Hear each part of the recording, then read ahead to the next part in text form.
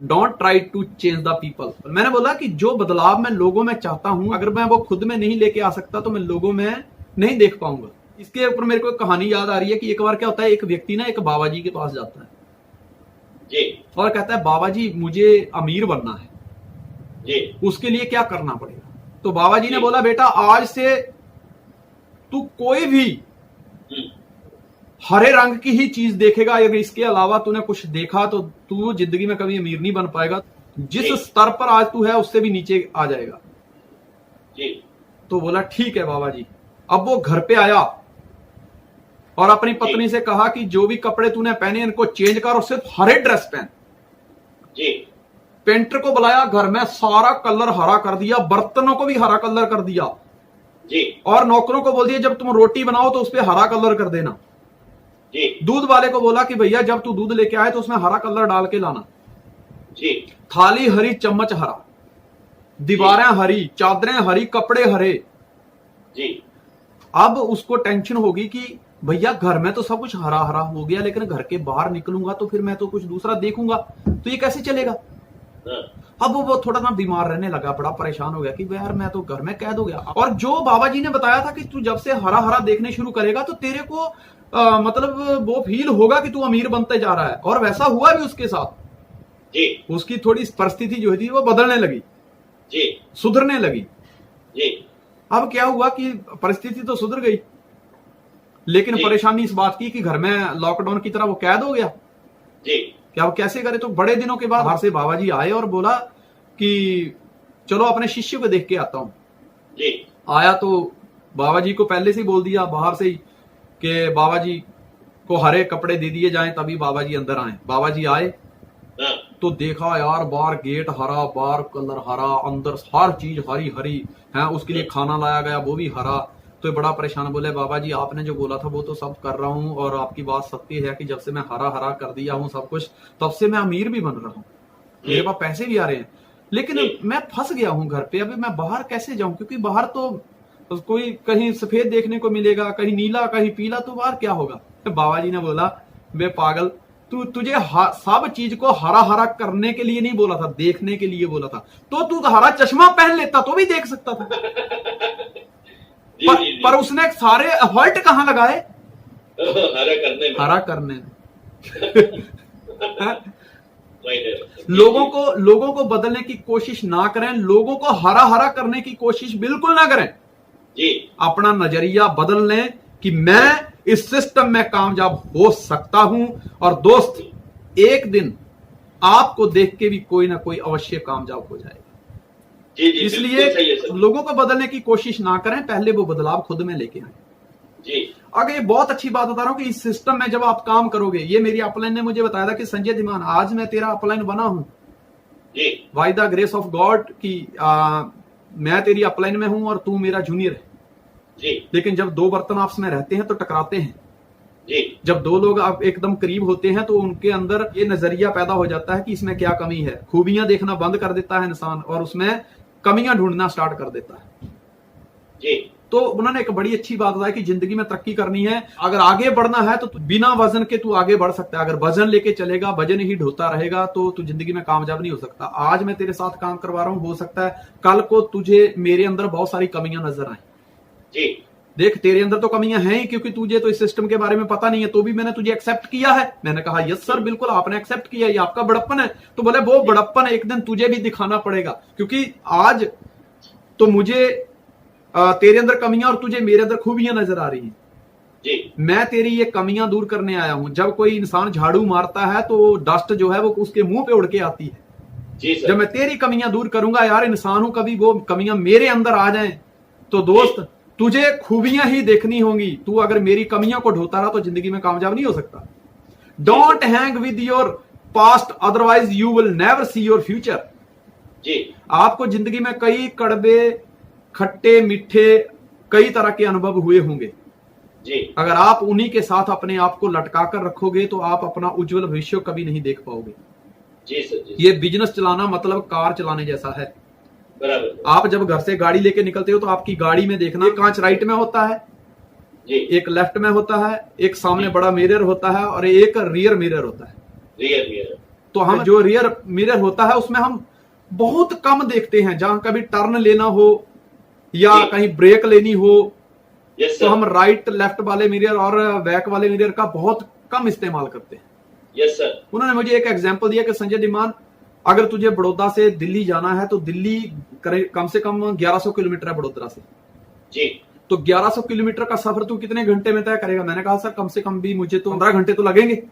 Yes sir, कहते तू 15 घंटे में कितनी देर राइट लेफ्ट और रियर मिरर को देखेगा? मैंने कहा सर बड़ी मुश्किल से 15 घंटे में, अगर मतलब कहीं टर्न आएगा, ब्रेक लेनी होगी तो ही मैंने मिरर का इस्तेमाल करूंगा। जी, बोले तेरा सबसे ज्यादा फोकस किस मिरर पे होगा? मैंने आगे वाले पे। कहता आगे, क्यों? आगे, मैंने कहा मुझे आगे पहुंचना है। जी सर, कहता ये बिजनेस भी वैसा ही है जी, कि अगर आप पीछे आपके क्या घटना घटी, उसके साथ क्या हुआ, उसने क्या किया, अगर इन बातों को देखते रहोगे तो समझ लीजिए ये बिजनेस भी ऐसा कि आप कार चला रहे हो और सोचो कि आप आगे फोकस करने की बजाय पिछले कांच पे फोकस करोगे तो क्या आप मंजिल पे पहुंचोगे? नहीं सर, कभी नहीं। मैंने कहा सर नहीं पहुंचेंगे। मेरा भी यही जवाब था। कहता है याद रखना कि जिंदगी में अगर तरक्की करनी है तो पास्ट में क्या घटनाएं घटी, आपकी अपलाइन के साथ आपके कैसे संबंध थे, आपके डाउनलाइन के साथ क्या घटनाएं घटी, उनको खड्डे में दबा के मिट्टी डाल के ही तुम आगे बढ़ सकते हो। अगर उनको ढोकर चलोगे तो जिंदगी में हमेशा जिंदगी आपके साथ खिलवाड़ करेगी, आपको पीछे खींचेगी, आप अपने मन चाहे सपने कभी पूरे नहीं कर सकते। जी सर, नेटवर्क इंडस्ट्री में बहुत सारा तरह तरह की राशियों के लोग, अलग अलग धर्मों के लोग, और फिर उम्र का गैप होता है, नॉलेज गैप होता है, एक्शन गैप होता है, तो ये सब होता है। तो कई बार क्या होता है कि लोगों की जो फ्रीक्वेंसी है मैच नहीं होती, जी, तो लोग एक दूसरे के साथ कौन बनेगा करोड़पति खेलने की बजाय कबड्डी कबड्डी खेलते हैं, टांगे खींचते हैं जी, और वो एक दूसरे को पीछे लेके जाते हैं। तो don't hang with your past otherwise you will never see your future.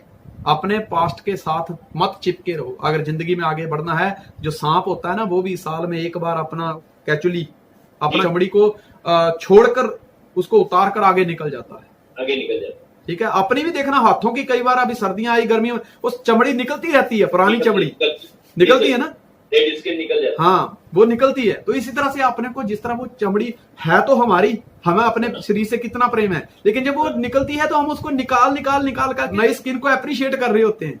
Yes sir, लोग की पुरानी के लिए रो नहीं रहे होते। जी जी, इसी तरह से कि ये जो पुरानी घटनाएं हैं उनसे हमें ऊपर उठना पड़ेगा, तभी हम आगे जाएंगे। एक कहानी के जरिए बताता हूं। एक बार क्या होता है कि एक गुरु और शिष्य, उनके धर्म में ये होता है कि भाई किसी औरत को टच नहीं करना। जी, तो वो गुरु और शिष्य जा रहे थे, तो क्या देखते हैं कि नदी के किनारे एक बेचारी अबला एक महिला खड़ी है, उसका बच्चा बीमार है और नदी में पानी इतना ज्यादा है, कोई सहारा नहीं मिल रहा। तो महिला कहती है बाबा जी आपका बहुत बहुत धन्यवाद होगा, वैसे भी ये बाबा लोग तो बड़े परोपकारी होते हैं, आप तो संत, तो पूरी पृथ्वी पर लोगों का कल्याण करने के लिए आते हैं, मैं बड़ी समस्या में हूं, मुझे नदी क्रॉस करनी है, कि आप मुझे नदी पार करवा दोगे? जी, तो जो शिष्य था ना, अपने गुरु की तरफ ऐसे टेढ़ी आंखें कर करके देखने लगा। आप देखते हैं लोगों को तो बड़े प्रवचन देता है कि औरत को टच नहीं करने का, औरत को टच नहीं करने का। अब देखिए क्या था, अब खुरापाती दिमाग लग गया काम करने।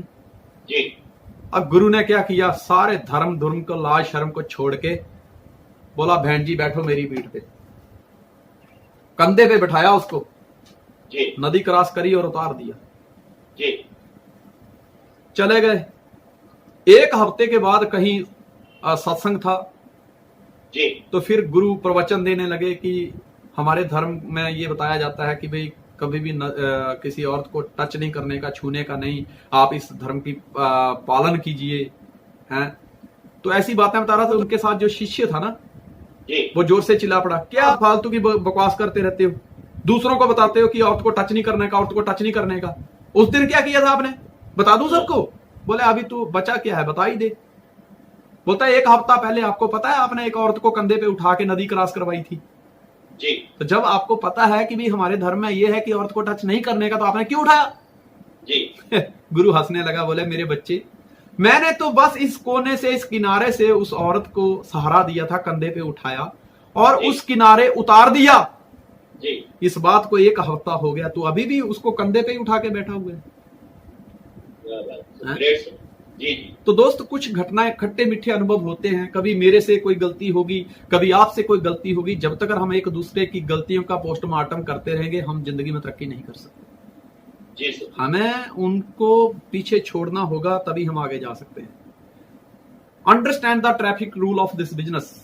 जी इस तरह ट्रैफिक रूल में क्या होता है कि जब आप कहीं चौराहे पे खड़े होते हैं तो सबसे पहले क्या होता है कि रुको, फिर जी। देखो कि बत्ती हरी है कि नहीं, जी और अगर आपको लगता है कि बत्ती हरी है तो जाओ, नहीं तो और रुको। तब तक रुको जब तक बत्ती हरी नहीं हो जाती। कई बार क्या होता है कि किसी के हाथ में किसी की छोटी सी बात आ जाती है तो उसको पूरे दुनिया में फैलाने का उन्होंने जिम्मा ले लिया होता है। जी भैया अगर जवाबदारी लेनी है तो अपना प्लान जो इतना जोरदार है उसको दुनिया में फैला, कौन रोकता है? जी ठीक है, लेकिन उन बातों को फैलाने की उन्होंने जिम्मेदारी ले ली होती है। पर दोस्त ट्रैफिक रूल को समझिए, पहले रुको। अगर कोई बात हाथ में आई है तो उस बात को फैलाने से पहले रुको, जी देखो कि यह घटना किस संदर्भ में घटी गई, जी क्या ऐसी सिचुएशन बनी कि यह घटना घटी, जी और फिर उसके बाद तुम्हें लगता है कि यह बात किसी से करने जैसी है तो किससे करनी है पहले ये देखो, फिर उस व्यक्ति के साथ करो, ना कि उन बातों का इशू बनाओ।